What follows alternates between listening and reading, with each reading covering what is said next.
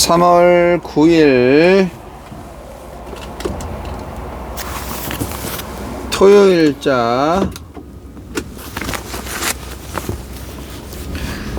노준현 목사의 날마다 성경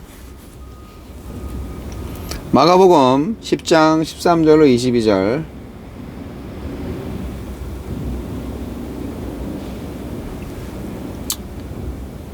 사람들이 예수께서 만져주심을 바라고 어린아이들을 데리고 오매 제자들이 꾸짖거늘 예수께서 보시고 노하시어 이르시되 어린아이들이 내게 오는 것을 용납하고 금하지 말라. 하나님의 나라가 이런 자의 것이니라. 내가 진실로 너희에게 이르노니 누구든지 하나님의 나라를 어린아이와 같이 받들지 않는 자는 결단코 그곳에 들어가지 못하리라 하시고 그 어린아이들을 안고 그들 위에 안수하시고 축복하시니라.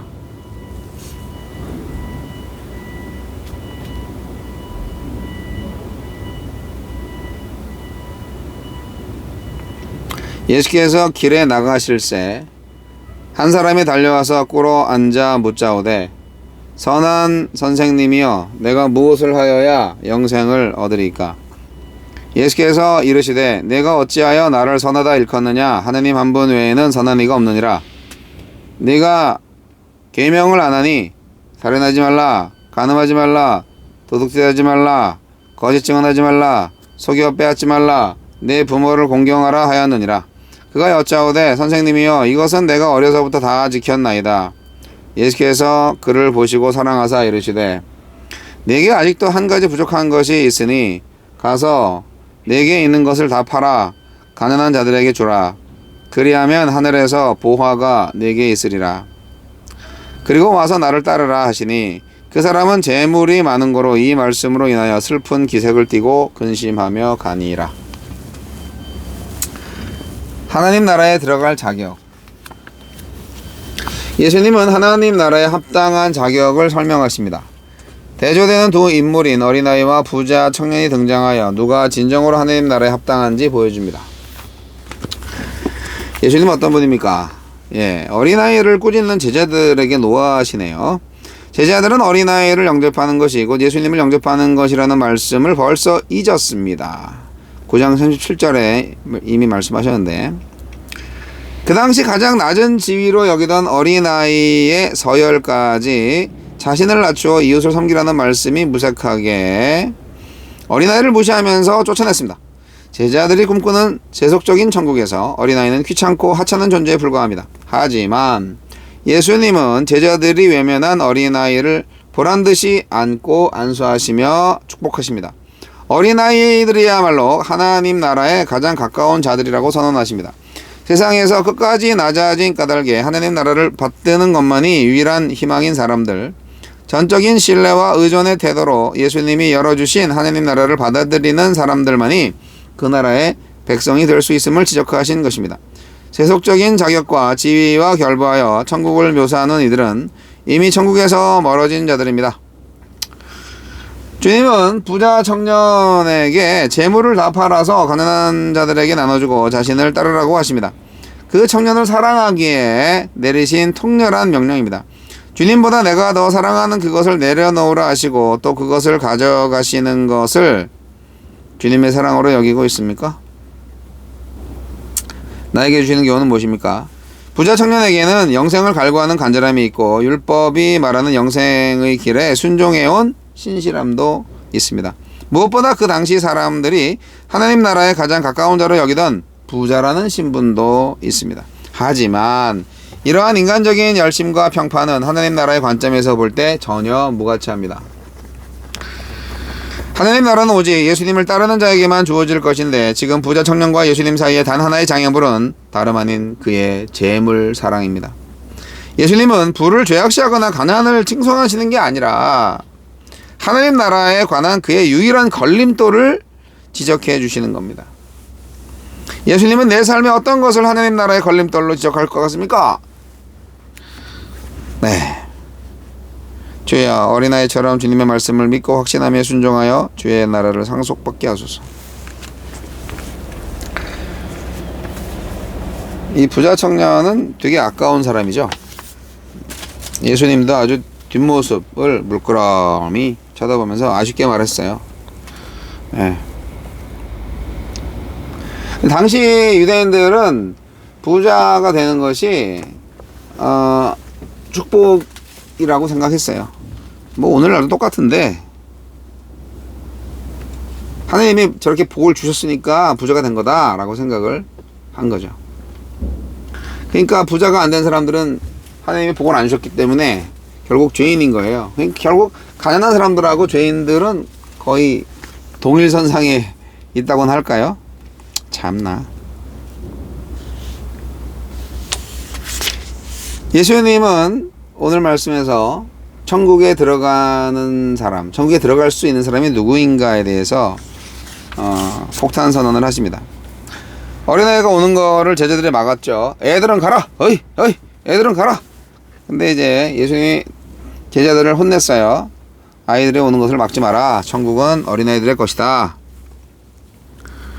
부모들은 사실 예수님의 축복을 받게 해주고 싶었을 거예요. 자기 아이들한테. 사실 고대 사회에서 어린아이들의 그 조기 사망률이 높았죠. 대단히. 그래서 예수님의 축복을 받으면 죽음을 면할 수 있을 것이다 라는 기대를 했을 수도 있어요. 그 아이들의 부모가. 근데 제자들한테는 이 어린아이들이 어떤 존재예요? 자기들의 세속적인 왕국을 세우기에는 상당히 불편하고 걸림돌이 되는 존재들입니다. 귀찮은 거죠. 제자들이 바라는 메시아에 대한 생각, 또 메시아 왕국, 정치적인 거잖아요. 로마를 이 땅에서 몰아내고 타락한 종교 권력자들을 성전에서 쫓아내고 완전히 자기들의 정부를 다시 세우는 거를 꿈꿨을 겁니다. 하지만 그런 일에 어린아이들이 걸리적거리기만 하고 아무런 도움이 안 된다고 생각을 했을 거예요. 그런데 하나님 나라는 어린아이들이 올 수 있는 곳이다. 예수님을 이용하려는 제자들보다는 예수님 자신을 필요로 하는 사람들한테 하나님의 나라는 열려 있습니다. 예수님 앞에 어린아이가 되지 않는 자에게 구원은 없어요. 예수님 앞에서 우리 다 어린아이가 되어야 됩니다. 어린아이가 아니라면 제자도 아니고 믿음도 아니고 그런 거예요. 예수님을 사용하는 사람이 아니라 예수님을 사랑하는 사람이 바로 제자 아니겠습니까? 부자는 천국에 들어갈 수 없다고 말씀을 하셨습니다. 재물이 많은 사람이 겸손하게 예수님한테 영생의 길을 물어봤는데 참 재물은 축복의 상징인데 나름대로 십계명 잘 지켰다고 하니까 예수님이 사실 그 젊은 청년을 되게 사랑하셨습니다. 부자 청년 너무 사랑하셨어요. 그의 진심을 아셨어요. 그래서 영생의 길을 알려주신 건데 사실 재물 자체가 아니라 재물을 통하여서 그에게 어떻게 보면 사명을 준 거죠.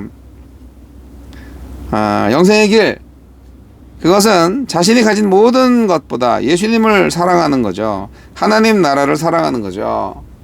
자기 재물보다 이웃을 더 사랑하라는 것이었죠.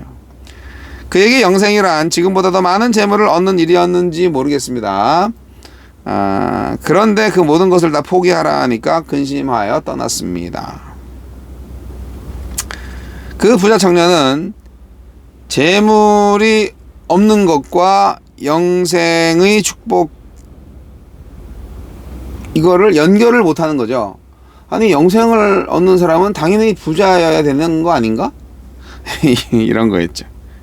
재물 없는 영생은 아무것도 아니라고 생각을 했을 것 같아요. 에휴.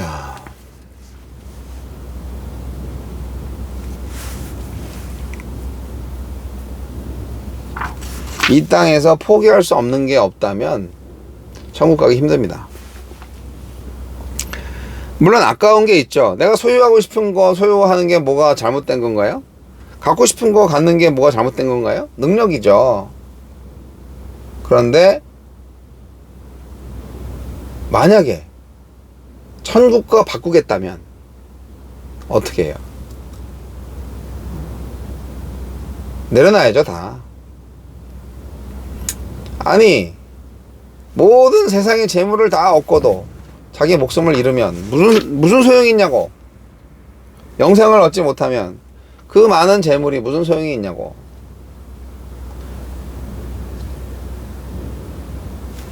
부자 되는 거 좋아요.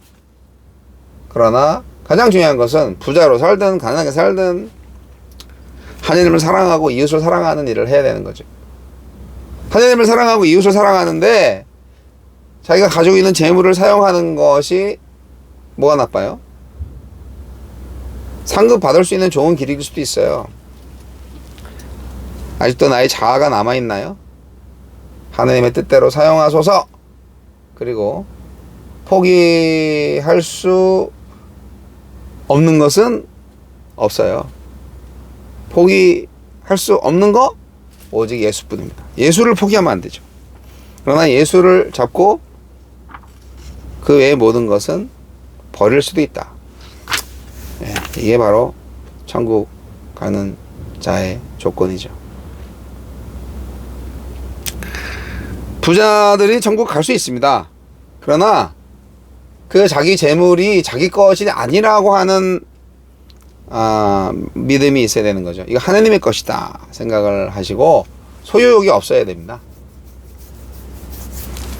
성숙한 믿음이 필요한 거죠. 네. 재물 많은 사람의 근심이 무엇이었을까 이해가 되십니까? 재물이요. 예. 집착을 하면 우상이 됩니다. 그러나 하나님께서 주신 것이고 하나님께서 쓰라고 할 때 쓰고 모으라고 할 때 모으는 그런 청지기적 사명을 가진다면 재물을 잘 관리할 수 있을 거고, 사람들은 세상 사람들은 부자로 보인다 할지라도 나는 하나님의 도구일 뿐입니다. 그렇게 살면 문제가 전혀 없습니다. 천국 갑시다. 네.